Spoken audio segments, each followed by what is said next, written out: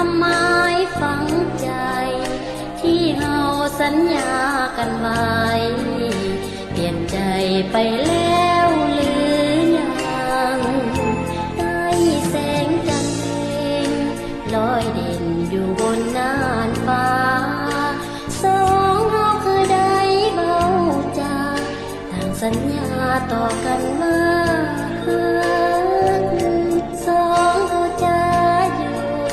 เป็นคู่เคียงควัน4 วันหากบ่มีเปลี่ยนผันคู่เคียงกันบนเส้นทางเดินทาสหลวงขอได้เป็นพยานพวกเขาไม่ขอ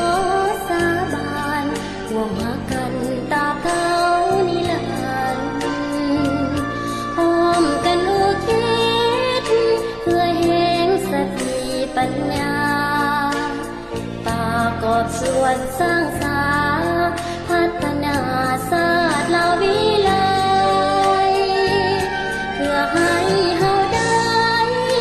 พบกันมีความสุขีเดือน12แห่งทุกปีให้เฮานี้ได้มาพบกัน